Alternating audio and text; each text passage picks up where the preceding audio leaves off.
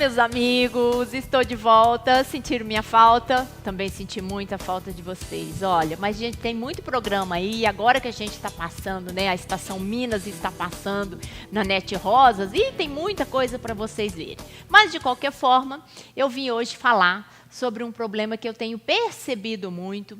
Trabalhei isso com os meus alunos agora esse semestre que passou e a gente tem percebido uma dificuldade muito grande desses pais em trabalhar com essas crianças, em educar essas crianças. E aí, pesquisando, já tinha ouvido falar dessa síndrome também, resolvi falar sobre síndrome do imperador.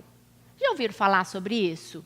Criança rebelde, mal educada, acha que o mundo vive em torno dele, tem um egocentrismo muito grande. Lembre-se, não é egoísmo, é um egocentrismo. O mundo gira em torno dele. Quem não conhece uma criança birrenta assim, que faz esse tipo de coisa? Pois é, hoje nós vamos falar sobre essa criança encrenqueira, mandona. Vamos começar a entender um pouco sobre essa criança, né? Quando a gente tem uma criança, dependendo da criança, nós começamos a amá-la logo após o primeiro momento que nasce, né? Gente, aquela coisinha pequenininha, eu falo que o meu mais velho, quando nasceu, que eu botei ele no colo e ele fez assim, com o olho aberto, todo fechado, né? E deu aquele sorriso, apaixonei. Já era apaixonada antes, né? Depois disso, apaixona mais ainda. E aí a gente começa a perceber, tá? E a gente começa a criar esse filho e eles começam cheios de vontade. A criança é muito cheia de vontade. A criança, até os 7 anos de idade, ainda tem um mundo muito dela, muito em volta dela. E aí, com o passar do tempo, nós, pais, responsáveis por essa criança, temos que ir cerceando a criança, educando, conversando, mostrando o que é certo, mostrando o que é errado e, principalmente, frustrando. Vocês já ouviram falar disso, gente? Nós precisamos frustrar os nossos filhos. Nós, pais, frustramos os nossos filhos com muito mais amor do que o mundo lá fora. Então, a síndrome do imperador vem falar dessa criança, tá? Que é um pequeno tirano, um pequeno autoritário. Refere-se a comportamentos agressivos, né, abusivos em relação às pessoas mais velhas. Tá? A síndrome do imperador vem surgindo com essa nova sociedade que não sabe exatamente o que fazer com essa criança. Como criar essa criança? E nós perdemos um pouco o parâmetro do comportamento dessa criança. E a criança imperadora, tá? Que a gente chama de síndrome do imperador justamente por causa disso, ela não se sente culpada pelo que ela faz aos outros. O seu comportamento é desmedido, tá? Sem controle, nada convencional para qualquer idade e tornam-se adolescentes tiranos e adultos tiranos. É o que mais a gente vê pela frente, que são pessoas que não respeitam a autoridade, tá? São pessoas que não respeitam os mais velhos, são pessoas que imperam, literalmente imperam a sua vontade e o seu querer. São pessoas que quando crianças, adolescentes, eu vou classificar como pessoas e crianças, são pessoas e crianças que quando são contrariadas, tá? Gritam, agridem, tá? Xingam, culpam sempre as outras pessoas pelas suas atitudes, nunca ela é responsável por nada. É sempre a culpa do fulano, a culpa de outro, a culpa do professor, a culpa da escola. Ele nunca consegue assumir essa responsabilidade sobre esta ação dele. Por isso a gente chama de imperador. Tá? Uma criança imperadora chega a dar empurrões, bater, fazer ameaça, destruir todo o ambiente, fazer birra, agressões, coação, tá? Completa um descontrole total e não suporta, tá? Não suporta a frustração. Então, todas as vezes que ela é frustrada, ela se comporta com violência. Essa é uma das primeiras características que a gente vai identificar numa criança que está com síndrome do imperador. Tá? No cotidiano, essa criança é capaz de se mostrar arrogante, soberba, tá? Desrespeita todas as ordens, não tem a menor responsabilidade, respeito, amor, cuidado pelo outro, faz tudo para chamar a atenção, a necessidade dela é o que impera. Normalmente são agitadas, né, inquietas, grita quando é contrariada, é manipuladora, e a sua marca maior é a desobediência, rebeldia e insubordinação. Não aceita ordens.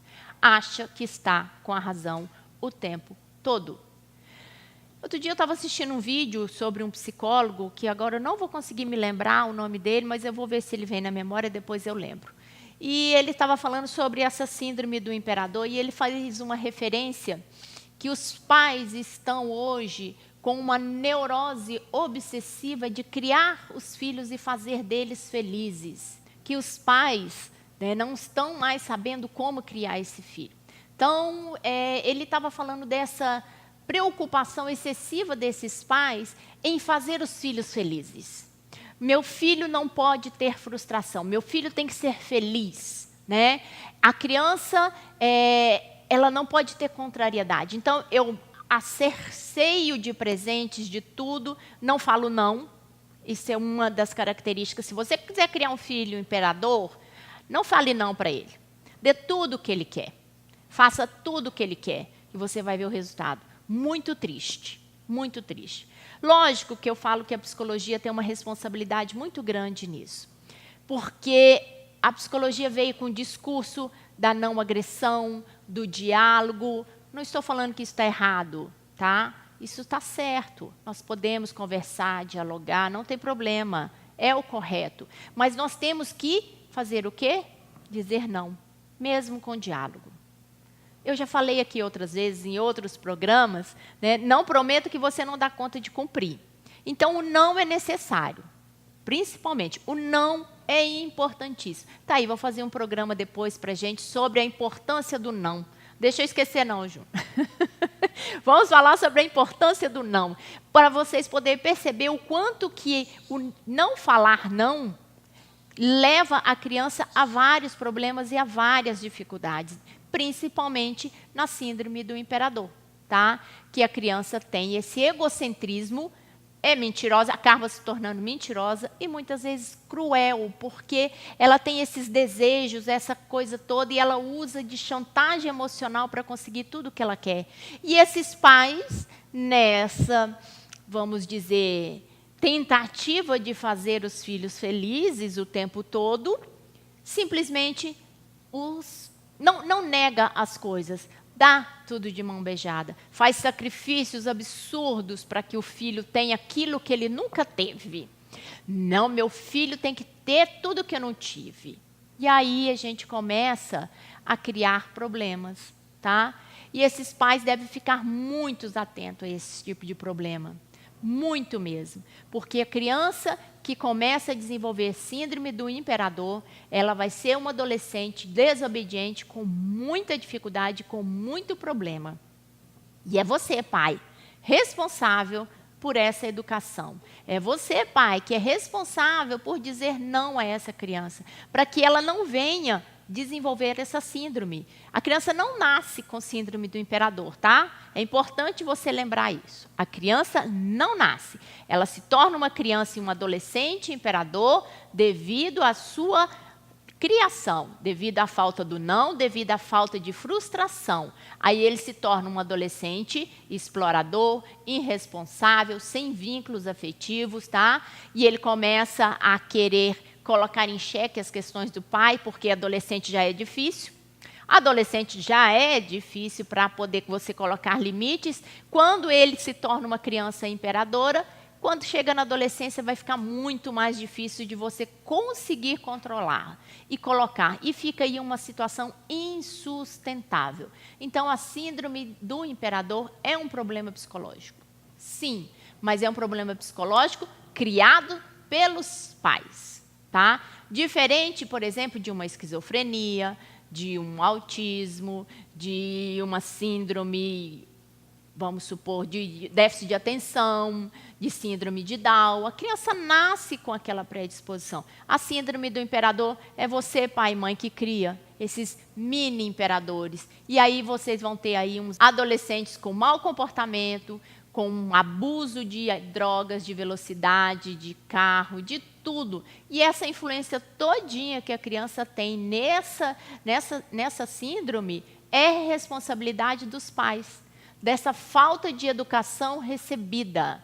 Então, a gente pode colocar a síndrome do imperador, tá? Que não tem nada a ver com genética, e sim com ambientes familiares, que surgem na forma que você cria o seu filho. Portanto, gente, nós vamos continuar falando daqui a pouco mais um pouquinho sobre síndrome do imperador e vou continuar batendo esse papinho com vocês. Vamos para aquele nosso intervalinho, aí a gente volta com algumas características específicas e com algumas situações e dicas para vocês de como deixar de fazer o seu filho ser um imperador, ok? Já já eu volto.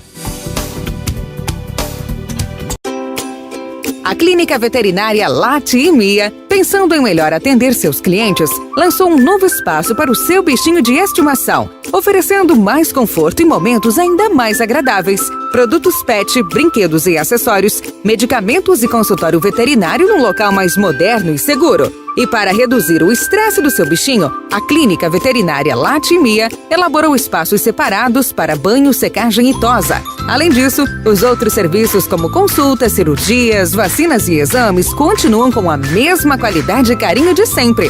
Venha com seu animalzinho conhecer a nova Clínica Veterinária Lati e Mia, pois o seu companheiro merece sempre o melhor.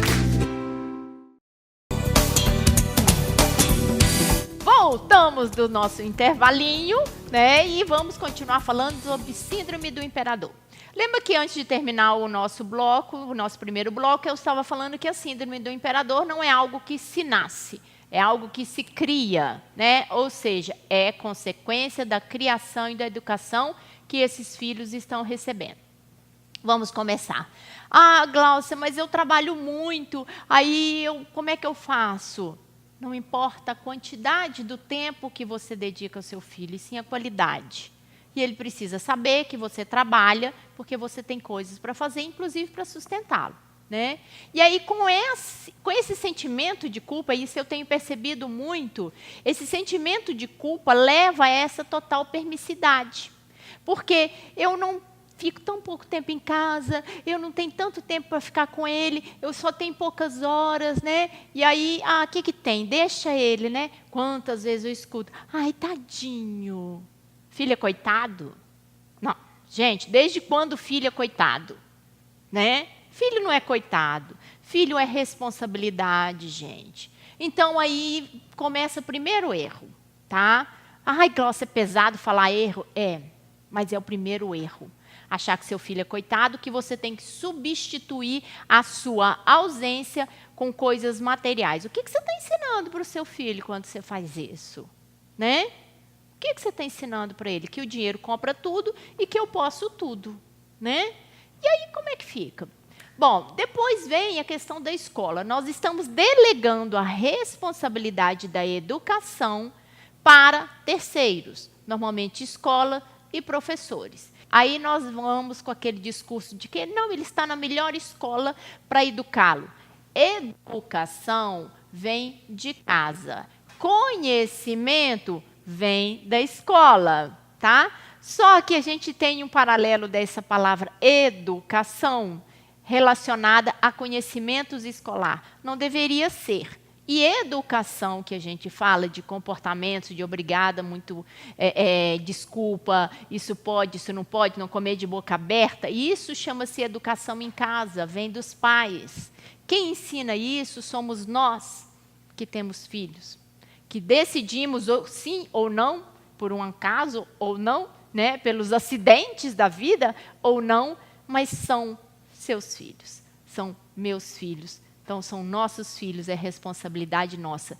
Nós temos que frustrar esses filhos, tá? Falar não é frustrar com amor. Quando você fala não para o seu filho, você está ensinando ele muitas coisas. Muitas coisas, tá? Então, e ele sabe que aquele não que você está falando é por amor. Quando você fala não, não é porque você não gosta dele. Pelo contrário, é que você se preocupa com ele, você gosta dele, você não vai deixá-lo fazer aquilo. Quantas vezes meu pai falava isso para mim? Ah, eu quero ir em tal lugar assim, não vai. Mas por que eu não vou? Porque você é meu filho. Você é minha filha, eu tenho responsabilidade sobre você e eu não quero que nada aconteça com você se você for em tal lugar. Era assim. Criei com trauma? Nenhum, né? Pelo contrário. Né? Tem outros traumas de outras coisas, que não vem ao caso agora, nem vou falar com vocês. Mas vamos continuar falando. A gente delega à escola essa responsabilidade E o que a gente acaba fazendo? Não assumindo a responsabilidade sobre isso. Nós precisamos ter alguns cuidados básicos. Nós precisamos entender que quem educa e quem dá a cidadania, tá, vem de casa. As regras sociais, tá, vêm de casa. É função dos pais ensinar que a vida, algumas vezes, pode não ser aquilo que a gente quer. É função dos pais ensinar que a frustração é algo que você vai ter que lidar a vida inteira. É função dos pais ensinar que essa ausência faz parte da vida. Meu filho, eu preciso trabalhar. Faça uma combinação com seu filho. Eu preciso trabalhar de segunda a sexta todos os dias. No sábado e no domingo você vai dedicar pelo menos 2 horas ao seu filho. Custa? Para fazer exatamente o que ele quer? Lógico que a criança vai falar, eu quero mais, vamos de novo. Você vai conversar com ele e vai falar, olha, meu filho, eu não posso ficar mais, nós não podemos, porque eu tenho outras coisas para fazer. Mas no próximo final de semana, nós podemos criar um novo brinquedo, criar uma nova situação, fazermos algo junto. A criança vai ficar ansiosa com essa expectativa? Vai, mas você está ensinando ela a esperar. Gente, esperar. Ensina a sua criança, seu filho a esperar. Hoje nós estamos numa tecnologia digital, é tudo, ó, aqui, ó, eu aqui, tu aperta aqui, volta, continua, aperta aqui, ó. É tudo digital, é tudo muito rápido. E as pessoas estão perdendo um pouco a noção desse parâmetro de esperar as coisas acontecerem naturalmente, né? E aí muitos pais sentem uma dificuldade muito grande de impor esses limites, de educar essa criança. E acaba, né, que a criança aproveita dessa situação, lógico, porque a criança tem os impulsos dela, ela quer que os impulsos sejam satisfeitos, né? Essa vontade dela impera, e aí você acaba perdendo o controle, pai e mãe. Porque ele começa a falar, eu quero, eu quero. Ah, eu nem gosto nem de falar uma coisa dessa, gente. Não que meus filhos não estivessem fazendo birra, né? Fizeram sim, lógico que toda criança faz birra. Mas durou pouco a birra deles, pode ter certeza, viu? Porque eu falei para ele, não vai ser assim que vocês vão conseguir as coisas comigo.